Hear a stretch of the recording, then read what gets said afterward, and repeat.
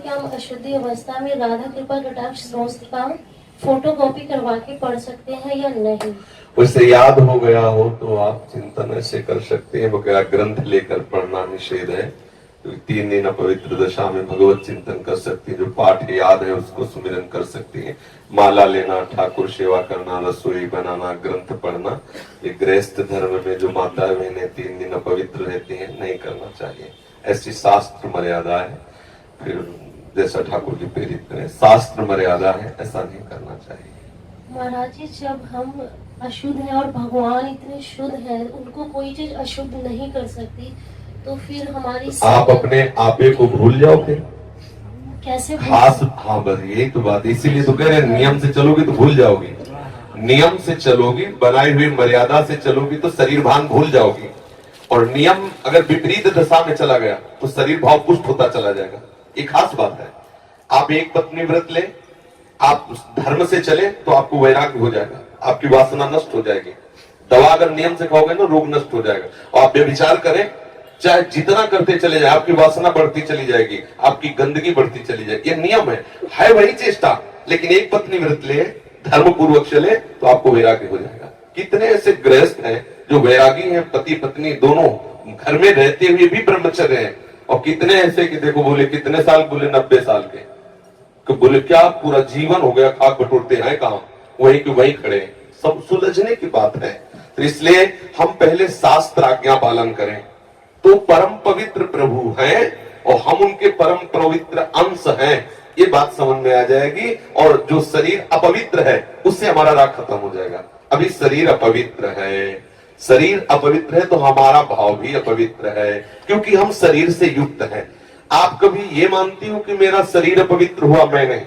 उस समय यही रहता है कि मैं अपवित्र हूं, रहता है ना। मैं जैसे हम शौचालय से निकले तो हम ये नहीं मानेंगे कि मैं आत्मस्वरूप हूं, मेरा शरीर अपवित्र है लेकिन मैं पवित्र हूं। अगर शरीर का स्मरण आ रहा है तो अभी आप शरीर भाव में हैं। और जिन महापुरुषों का छूट गया तो आगे पड़े रहते हैं, अवधूत स्थिति में भगवान उनके साथ खेलते रहते हैं। उस स्थिति तक पहुंचने के लिए हमें तर्क छोड़कर शास्त्र आज्ञा पालन करना पड़ेगा। शास्त्र की कृपा से, गुरु आज्ञा की कृपा से वो स्थिति आ जाती है। जब शरीर भाव से हम ऊपर उठ गए फिर क्या, फिर तो कोई परेशानी नहीं। चाहे लघु शंका की पड़े हो, चाहे शौच के पड़े हो, शरीर अपवित्र है लेकिन वो परम पवित्र प्रभु में रमण कर रहा है। अभी हमारी दशा ऐसी नहीं है। हमारा शरीर हमें मैं करके दिखाई दे रहा है, नहीं दिखाई दे रहा। शरीर की भूख मेरी भूख, शरीर की मांग मेरी मांग, शरीर का कष्ट मेरा कष्ट आ रहा है ना। बस इस राग से छूटने के लिए शरीर को सिद्धांत में बांध दो। तस्मात् शास्त्रम प्रमाणम ते, कार्या कार्यो विरोध, क्या करना है क्या नहीं करना, इस शास्त्र के अनुसार चलो तो शरीर का राग खत्म हो जाएगा। इसका परिणाम होगा शरीर से राग खत्म हो जाएगा। आप पवित्र रहिए तो आपको शरीर से वैराग्य हो जाएगा। ये खास बात है। शास्त्र की आज्ञा पालन कीजिए तो आपको शरीर संसार से वैराग्य हो जाएगा। और शास्त्र के विरुद्ध चलिए तो आप रागी हो जाएंगे, आप आसक्त हो जाएंगे, ये आपको दंड होगा। शरीर संसार की आसक्ति वही तो आपको जलाती, वही तो आपको जन्म मृत्यु के चक्र में फंसाती है। समझ गए बच्चा? जब हम भगवान के लिए प्रसाद नहीं बना सकते, उनको भोग नहीं पवा सकते बच्चा, इसीलिए इस शरीर से घृणा करनी है। धिक्कार है ऐसे शरीर को जो प्रिया प्रीतम से बिलक करता है, तभी तो शरीर से राग खत्म होगा। ये अपवित्र शरीर जो हमें प्रभु के सेवा से छुटवा दे, ऐसे शरीर से क्या राग करना। धीरे धीरे शरीर के प्रति हे भाव हो जाए। जन्म मृत्यु जरा व्याधि दुख दोषानुदर्शनम, भगवान ने गीता जी में कहा, शरीर के प्रति हे भाव होने लगता है। क्या मलमूत्र का भांड है, छोड़ो इससे राग। धीरे धीरे धीरे वो अपने स्वरूप में स्थित हो जाए। अभी इतना ममत्व है शरीर में, कोई ऐसे छू ले तो एकदम ऐसा नहीं होता। तुमने हमें ऐसा कितना अपना मय पद है।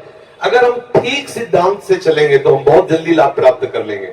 जहां हमारी स्थिति है, हम बात उसी स्थिति की करें तो हम बहुत जल्दी आगे बढ़ जाए। होता क्या, हम लोग बात करते हैं छत की, अभी बिल्कुल 100 हाथ गड्ढे में खड़े हैं। बात ये है, शरीर से हमारा संबंध बहुत घनिष्ठ हो चुका है।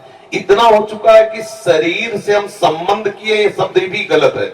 मैं ही शरीर हूं, ऐसा है। आप देख लो, कभी दर्पण में तिलक लगाते समय सोचा कि शरीर के मस्तक पर तिलक रचना कर रहे हैं? नहीं। मेरा तिलक कैसा है, यही तो आएगा ना। मेरा रूप कैसा है, मैं ठीक लग रही हूं, लग रहा हूं, ऐसी बातें आएंगी नहीं आएंगी। तो इसका मतलब शरीर राग है। शरीर राग हटाने के लिए शास्त्रीय सिद्धांत स्वीकार करना होगा। जिस समय माता बहनें अपवित्र होती हैं, उस समय वो जो भी भोग बनाती है, वो शास्त्र के अनुसार कह रहा हूं कि जो ब्रह्म हत्या देवराज इंद्र को लगी थी, उसी के 4 विभाग किए गए थे। पहला विभाग स्त्री को दिया गया था और उसके साथ वरदान भी दिया गया था कि उसी अवस्था के अंतर्गत वो जब सृजन क्रिया में जाएगी तो संतान उत्पत्ति की सामर्थ्य उसको प्राप्त हो जाएगी। पृथ्वी ऊषर भूमि, जो ऊषर भूमि है, ये वो ब्रह्म हत्या का एक भाग, उसको वरदान दिया गया था, चाहे जितना गड्ढा खोद दिया जाए अपने आप भर जाएगा समय पे।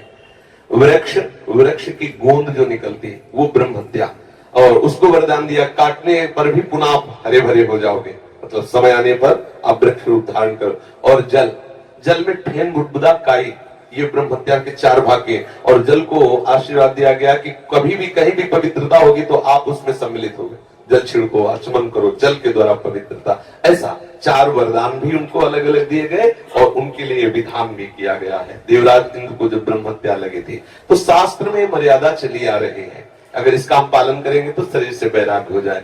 जैसे अब जो बच्चे वैराग्य ले लिए हैं, भले वो स्त्री शरीर में है, अब उनके लिए नियम खत्म हो गया कि वो 3 दिन अपवित्र रहेंगे तो छुएंगे नहीं, क्योंकि अब खत्म संसार के भोग राग, संसार का क्रम खत्म।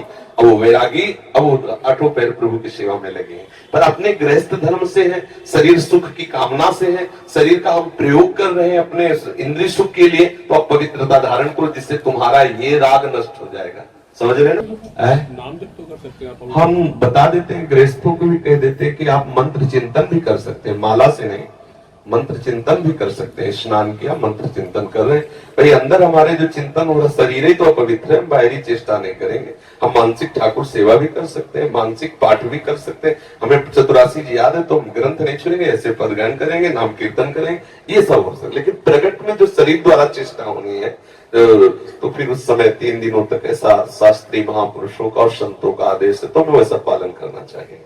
किन अवस्था में शरणागति मंत्र ले सकते हैं और नहीं ले सकते? हाँ, शरणागत मंत्र के लिए वैसे हमने बताया है कि शौचालय में और बाथरूम में हम मंत्र न जपे, पवित्र हो करके आचमन आदि करके फिर मंत्र जप करें। और जैसे हम अपवित्र दशा में जैसे ट्रेन आदि में यात्रा करते हैं, सोच गए उन्हीं कपड़ों से, उन्हीं बात, फिर नाम जप करें, मंत्र जप न करें। मंत्र में थोड़ी पवित्रता की आवश्यकता है, नाम जप करें। जब हम पवित्र हो तब मंत्र जप करें, और अगर आप पवित्र हैं तो हर समय फिर जप सकते हैं, केवल शौचालय और लक्षण का छोड़कर। दिनचर्या में अपने जैसे रसोई पकाते हुए घर के काम, बिल्कुल बिल्कुल मंत्र जप सकते हैं। मानसिक हाँ, चलते फिरते बिल्कुल बिल्कुल कर सकते हैं, बिल्कुल कर सकते हैं, उत्तम बात है।